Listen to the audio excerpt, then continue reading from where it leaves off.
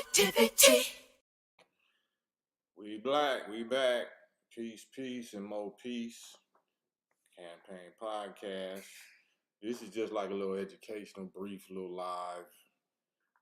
Following up on the whole Kamala Harris nomination and how I've been on her neck, on my social media for years now, but especially regarding the subject of reparations. Her and Joe Biden, that subject of reparations. So we ain't let nobody off the hook, especially, when we have the receipts of what she said, Kamala Harris said about reparations. So I just really wanted to do a little brief school lesson. I know we ain't here to read. We don't feel like reading or nothing like that, but I'll read it to you.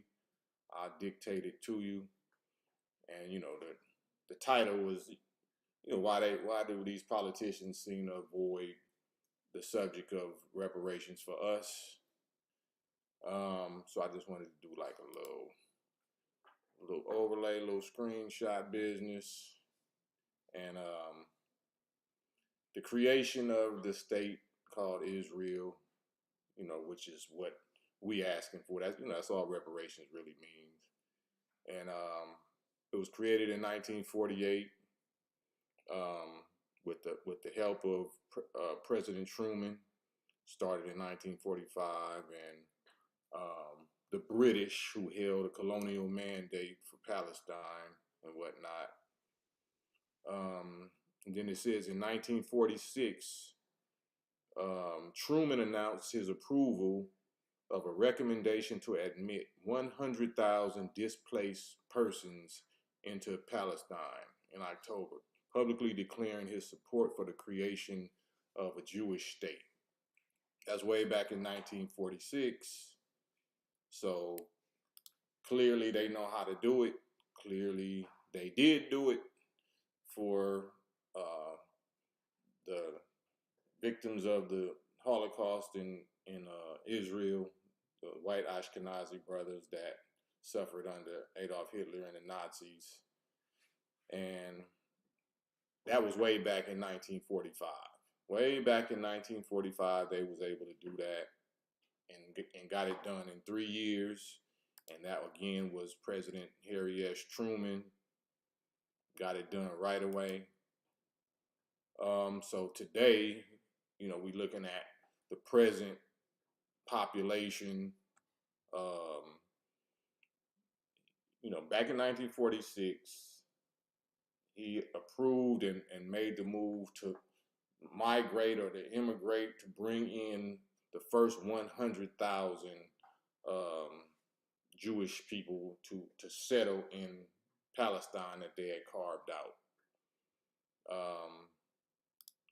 Today, there are only 200,000 people of African descent who call Israel home, right? Even though it's in the Middle East, and even though we are the indigenous and original people in that state of Israel right now, 2024, there's approximately only 200,000 people of African descent who live there.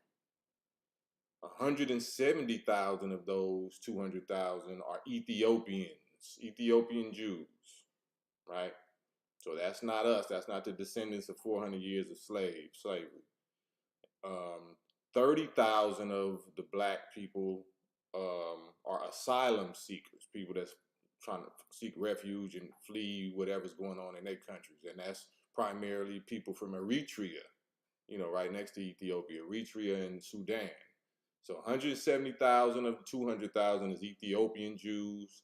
30,000 of the 200,000 is primarily from Eritrea and Sudan. And only 3,000 are those who call themselves Hebrew Israelites, black people who identify as descendants of the ancient Israelites. But it says they are not recognized as Jews according to Jewish law. Who's in control of Jewish law that won't recognize these black 3,000s as real Jews, right? That's something, right? And it said at the bottom, besides the asylum seekers, all All of these people trace their genealogical or spiritual roots to the Holy Land. Quote, most of us see our return to the land of Israel as prophetic, meaning biblical, religion. Moore, who was raised an African Israelite, said. So 200,000, only 200,000. Let's look at the actual population of Israel in 2024. As of January 1st, 2024 of this year, Israel's population stood at 9,900,000, almost 10 million. Almost 10 million people populate Israel, and only 200,000, not even a quarter of a million, only 200,000 of them are black. Only 3,000 of them are consider themselves identifying as the descendants of the ancient original Hebrews or Jews. Ain't that something? Ain't that something? That's just something, it's just like a little history lesson. So in 1945, they started out, right? They started out with almost half the amount. Harry Truman started out in 1946, bringing in 100,000. 100,000. This is 1946. This is way back when we still was in black and white television. We didn't have nowhere near the technology and the infrastructure and nothing that we have today. President of the United States, Harry S. Truman, made that happen for white, Jewish, Ashkenazi people from from Germany, victims of Holocaust under Adolf Hitler and whatnot. He hurried up and knew how to move 100,000 at one time in 1946 into Palestine. Today, again, the current population of Israel in 2024, the current population of people of African descent or black people is only 200,000 after 76 years. Israel was established in 1948. It's now 2024. So after 76 years, the population of black people or Africans in Israel is only 200,000. And 170,000 of those 200 are Ethiopians. 30,000 are asylum seekers from Eritrea and Sudan. And only 3,000 after 76 years. After 76 years, the original Israelites, because that's based on the Semitic people. Only 3,000 black people that identify as the original, descendants of the ancient original Israelites live in Israel. So not only do we not own or control or rule, that state as the original ancient indigenous descendants, but after 76 years of our tax dollars, keep in mind, our melanated descendant of slave tax dollars have been going to support that and to build up that and to maintain that and to secure that. But after 76 years, only 3,000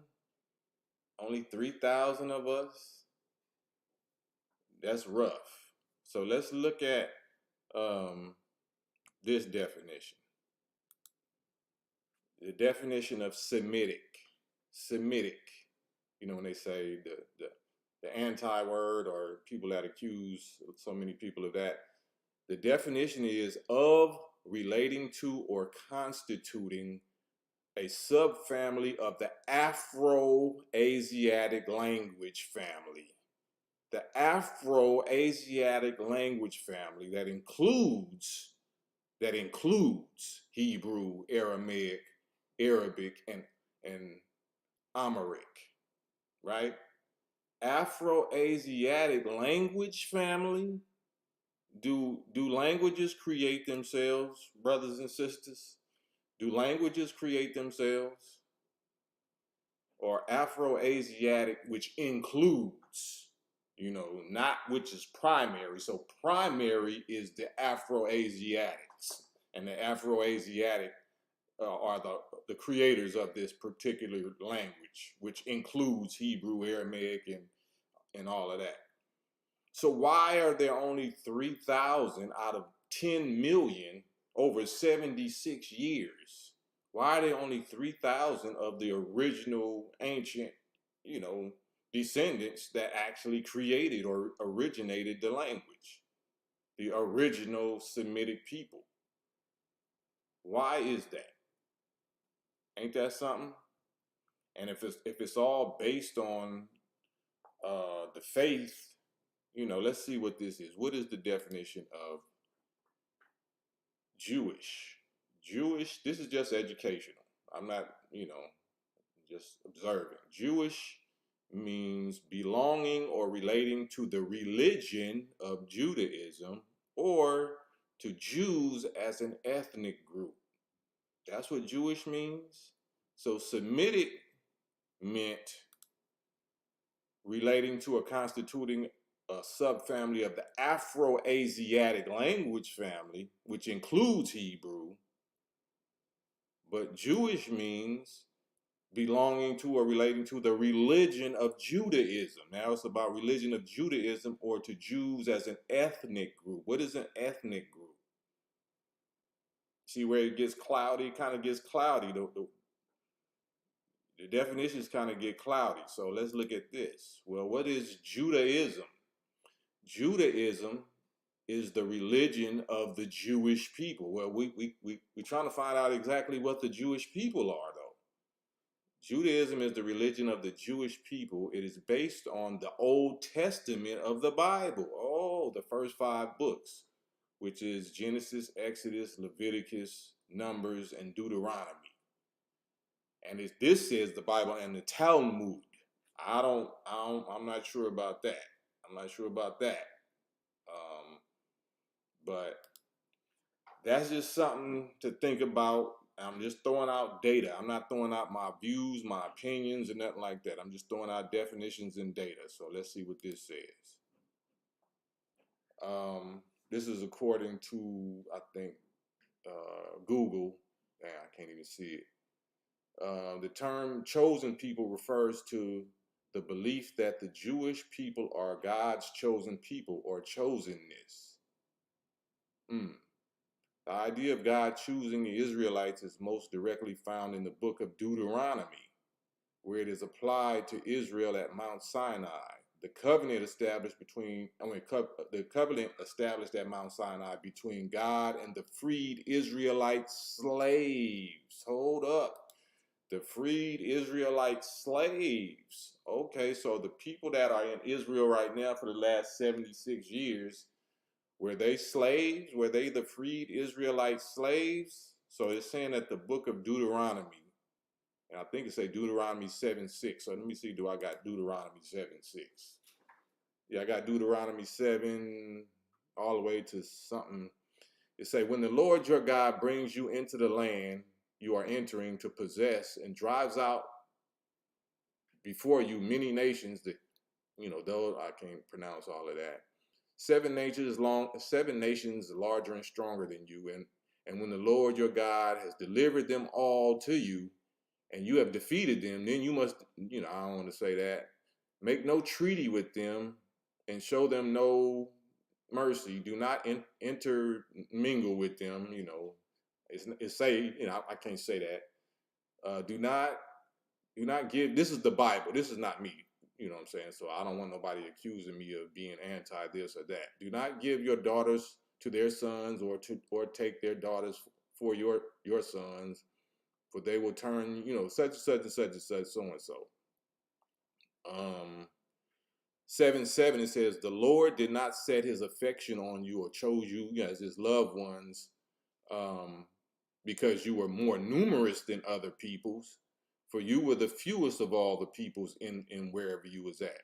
especially as slaves for 400 years. But it was because the Lord loved you and kept the oath he swore to your ancestors that he brought you out with a mighty hand and redeemed you from the land of slavery, from the power of Pharaoh, king of Egypt, right? That is the definition of uh, that whole business, and why that state was supposed to be established, and what Jewish means, Jewish and Judaism. So I'm just laying out the actual definitions and the details and the context, because we see how easy it was for Harry S. Truman in 1945 to get it cracking, to immediately start migrating and bringing in the first 100,000 in 1946. The first 100,000 victims of the Holocaust, white, Ashkenazi, European, Jewish people, right? And we, America, did that. We helped establish that along with Great Britain, or those people in the United Nations. America did that way back then, 76 years ago, and been keeping it up and supporting them with our tax dollars ever since. And that's beautiful. I have no problem with that. I just want to see the exact same thing happen for the actual descendants of 400 years of slaves here across the sea, in a land that is not ours, that have been afflicted and in bondage by this people for 400 years, right? Pharaoh just means king or ruler. They don't use the word president in Bible terms, but that's all it means. Kamala Harris bears witness that there's acism with an R. There's acism with an R in America. So she says her Lift Act, will float all boats. I'm not going to do nothing, that's only going to benefit black people that we know that America did this to.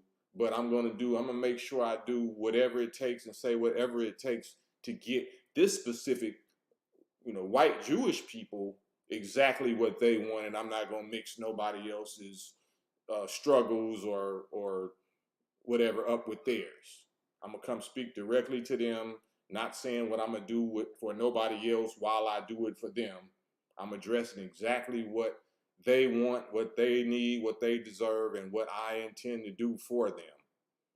But when it comes to us, the people that actually got done this way for 400 years by this country, then we act like, Helen Keller, like we act like we don't know how to do what Harry Truman did 76 years ago.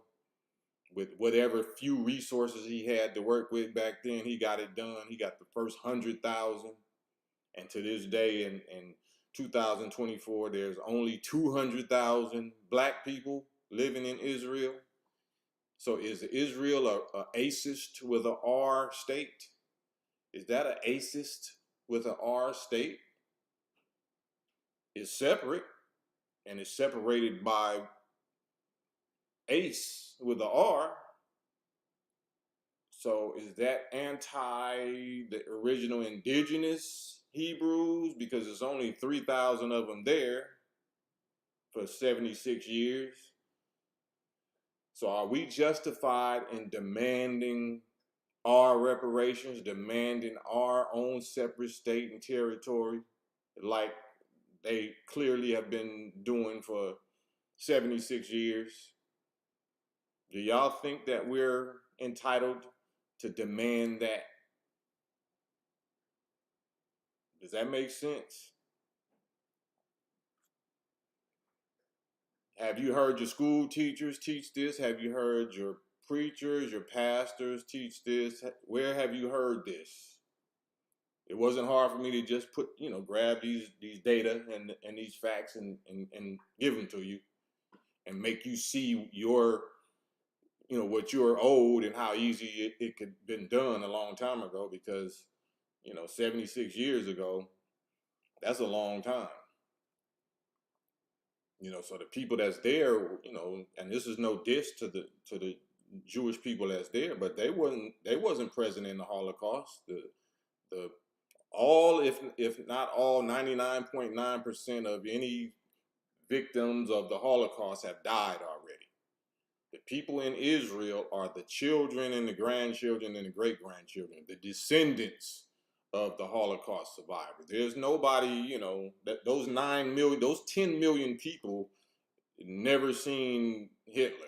They never seen ovens. They never seen concentration camps. They never saw none of that. These are the descendants. Just like we never saw you, we didn't keep y'all slaves. Yeah, but you know, you did our descendants like that, and you know, we doing Jim Crow, like all the stuff that Kamala Harris bared witness. We still suffer to this day because of what was done to us. But then she says, I'm not gonna sit up here and say I'm gonna do something that's only gonna benefit y'all and y'all suffering. Why not? Who is more deserving? who you know, for that solitary, you know, attention than us? Don't that make sense? Why do they conveniently act like they don't exist, or they, you know, they avoid the subject? Why is that?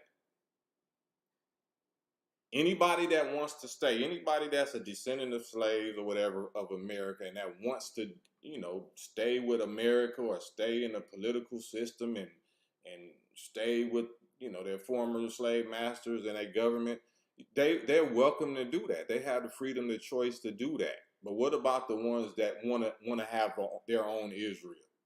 They want an Israel for their Holocaust and their suffering. Are we not entitled to that? Why is that not on the top demands of any, you know, for any candidate that we talking about we supposed to vote for? We gonna vote for Kamala Harris just because she a sister girl? She's a sister girl, but she clearly told you her position on reparations for black people. Am I making sense? Kimya Noreen, she said, black people, please look up HR 40. Kamala Harris co-sponsored the bill for reparations. Why do we not read co-sponsored the bill? What is co-sponsored the bill? If you're the vice president, why can't you do exactly what Harry Truman did 76 years ago? Harry Truman was a brand new president. So he knew how to come in right away, right? And get that done immediately for his white Jewish Ashkenazi brothers, who we didn't persecute and put them in no, you know, in the stuff that they went through. Why would she use her voice to say, I'm not gonna do nothing? I'm not gonna sit here and say I'm gonna do nothing. Why would you allegedly co-sponsor something and we don't know about it? You know what I'm saying? When we could see her go to APAC and advertise it and promote, you know, where you going and what you doing with America's tax dollars for APAC.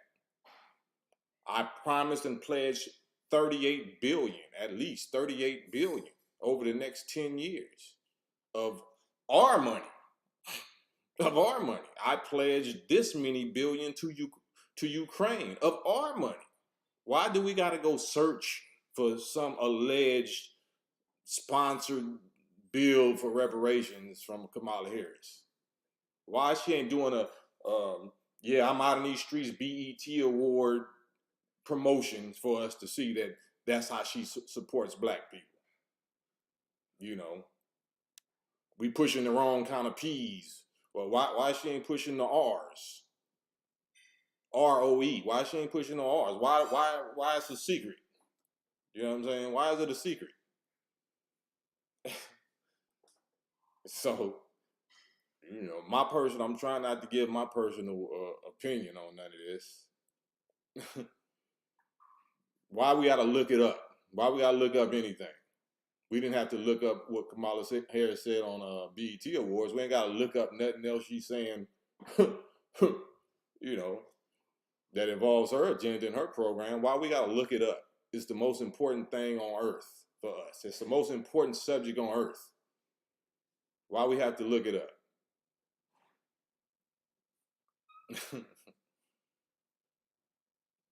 So that's interesting. That's very interesting. You know, did the Holocaust survivors, did the people that's in Israel have to look it up? Did the people that's enjoying Israel right now for the last 76 years, did they have to look it up? They didn't know nothing about it, right? These is children. These is children and descendants or whatever. So, you know, that sounds real lawyerish. All right. So we saw what it is. So we're not even talking about political. That's why I put the actual definitions in the actual context of reparations for Israel was spiritual and biblical. Biblical prophecy, religion based. Torah and what they say is Talmudic. Right? So this ain't a political issue, but you know, we know how to do we know how to get political when it's convenient. Right? We're gonna marry a Jewish man and we're gonna say Mazel Tov, you know what I'm saying? We're gonna follow the Jewish religious laws or whatever, and we're gonna benefit from having a Jewish husband and a dual citizen of the state of Israel based on Jewish religion. But when it comes to us, we gotta look it up. Good luck. Good luck, y'all. Look it up. Cold business, boy. But I just wanted to put that out there. I'm going to go through these slides one more time. Let me see. Let's see if I can find this.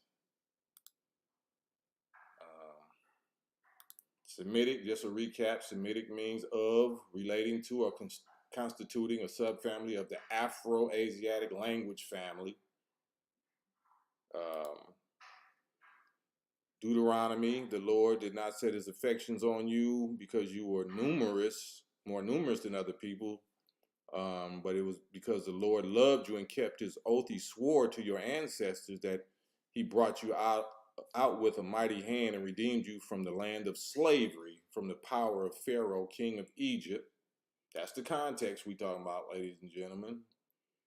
The belief that the term chosen people refers to the belief that the Jewish people are God's chosen people. Now we go to the definition of Jewish, means belonging or relating to the religion, not the politics of America, the religion of Judaism or Jews as an ethnic group.